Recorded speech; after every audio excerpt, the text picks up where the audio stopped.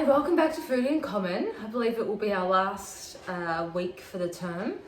Today I'm going to be cooking a recipe which is a bit of a take on what I made up for myself last week using an actual recipe. But it's really simple and can be adapted 10,001 ways. So I thought it would be a good one to get under your belt at the start of winter, because then you can play with it all winter long. Sorry, I have a scooch of the hiccups.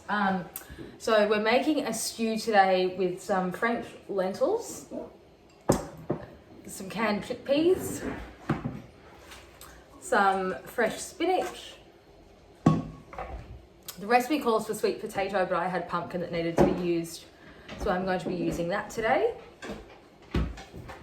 And then it also calls for 3 shallots, which I don't have. Instead, I have 2 little onions, one brown, one red. I'm going to use those. The last thing that I'm going to use is a sprig of rosemary. And basically we're going to cook all of that up together. It will be a really amazing vegan stew. You could certainly add coconut milk on the second day if you wanted to turn it into something else and add some spices and make it a bit more like a curry. You could add some rice to it and make it a bit more like a pilaf. You could also add a can of tomatoes and some more stock and make it soup. So I think it will be a really good recipe to play with. And if you hear some knocking in the background, it's my puppy who's recently been desexed and is trying to navigate the house with a cone the size of China on her head. So apologies for that. Okay, so the first thing I'm going to do is just quickly rinse my lentils. So I've just got a sieve. I'm going to pour them in and give them a bit of a toss like that with some cold water, just to get out that sort of lentil rubble.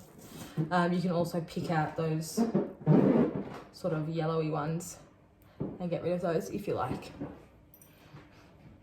Alrighty, so the next thing I'm going to do is start cutting up my veg. So normally I wouldn't take the skin off pumpkin or anything really. I try and avoid taking the skin off because often that's where some good nutrients live and why I do anything that you don't have to do.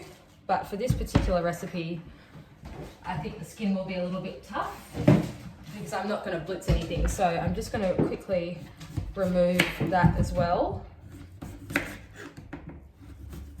And I'm being a little bit ruthless because, as I say, this pumpkin is a little old. So that bit there, for example, is soft, and I don't want that in my life anymore.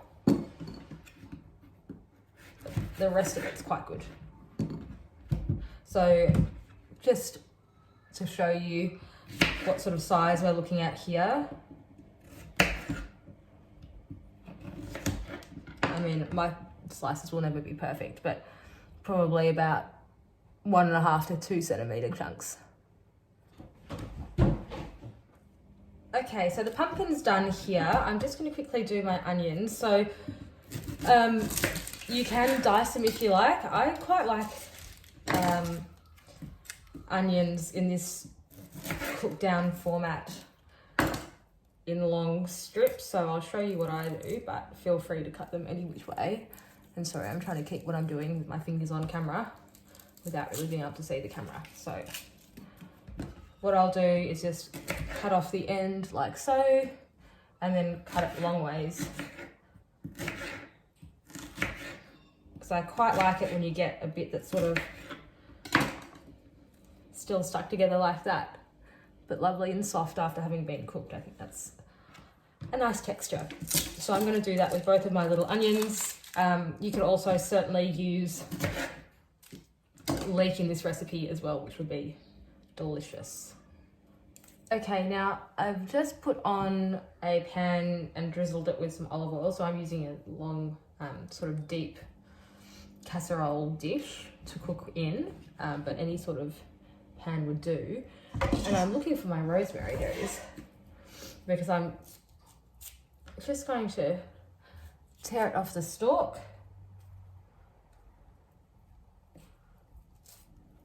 And this is one of my favourite smells of all time. And this knife probably isn't going to do the trick,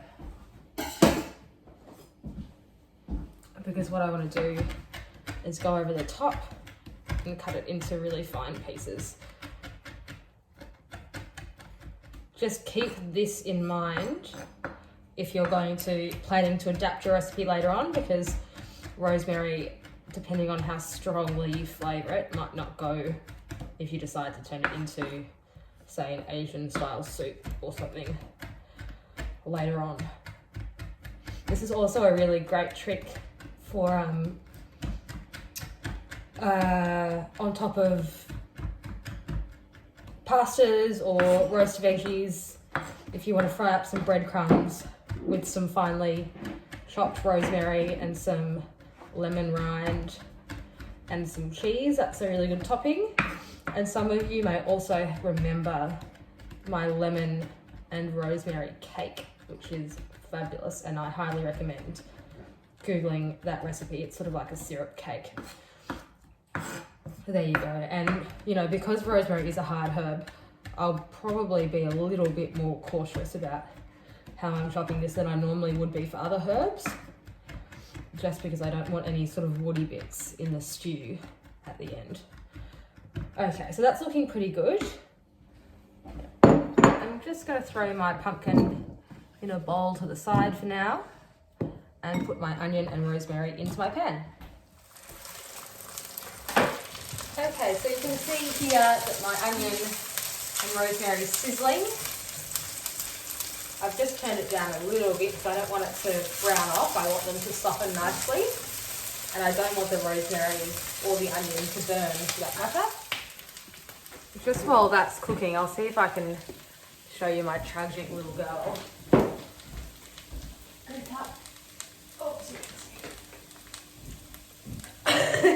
See, there's a silly little cone head. Greta, look in the camera. Oh no, she's looking at the stew. She's quite interested.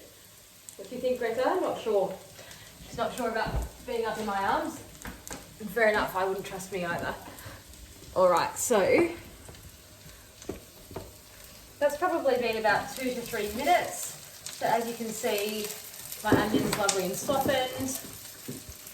There we go. I still have a little bit of oil swooshing around the pan, which is good. And now I'm going to add my pumpkin or sweet potato and just give that a nice toss to coat all of it.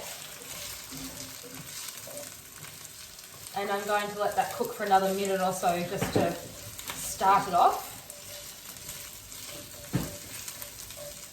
As you can see, the colours already are looking really gorgeous, particularly with the dual purple and brown onions. So I will do that again just for the look of it. Okay, so that's been cooking for about a minute or so, and I'm just going to add my cup of washed lentils here.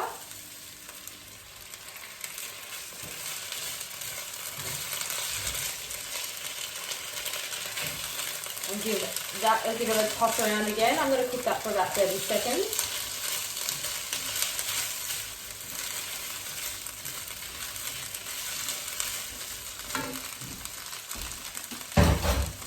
And then I've got chicken style stock, but you could use veggie stock or proper chicken stock as well. And I'm just going to submerge all of these together. And you'll note that I didn't salt it. This is why, because I always double salt when I use stock, so I'm trying to be really mindful not to.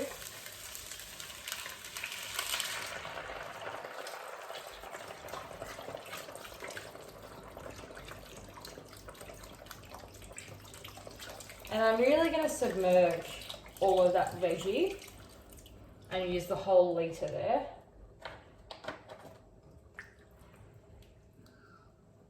And then I'm going to let that do its thing for about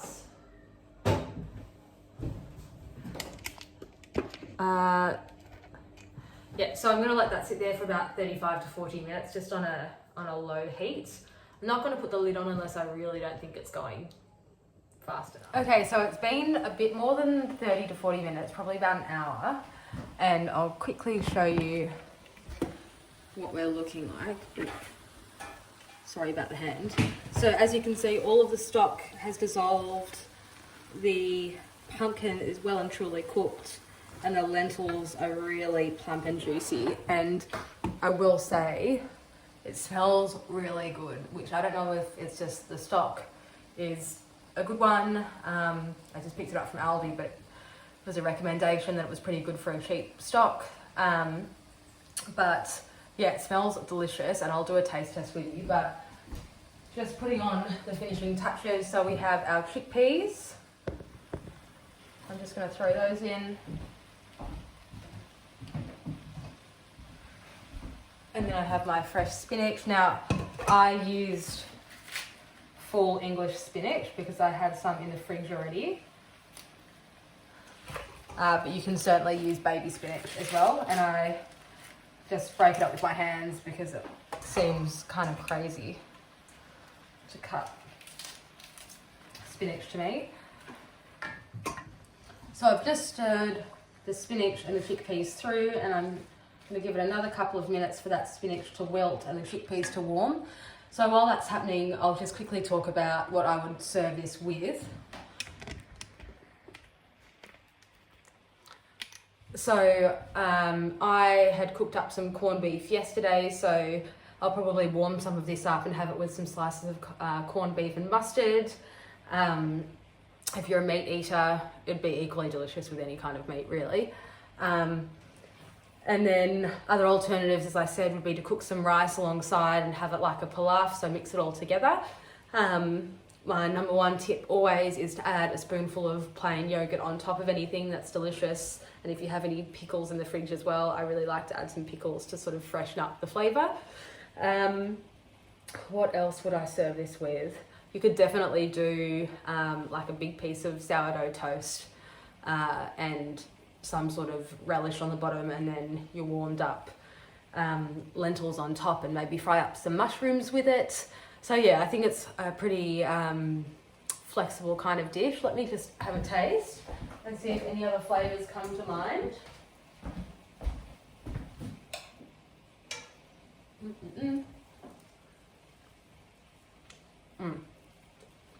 Completely delicious. So much so I need to just have a little bit more. But the lentils are really flavourful. Because I did cook mine a little bit over, got stuck on a phone call. My lentils are really quite mushy, so depending on how you like your texture, do pay attention to the time. So here we have the final thing. As you can see, my spinach still has a little bit of texture, which I want because the rest of it's quite cooked. So I do want a little bit of freshness. You could also squeeze a little bit of lemon or lime juice over the top just to freshen it up. I know that you guys did that in a soup at the community lunch a couple of weeks ago, and completely agree. It's a great tip for savoury things I often forget. And that's the final thing. Enjoy.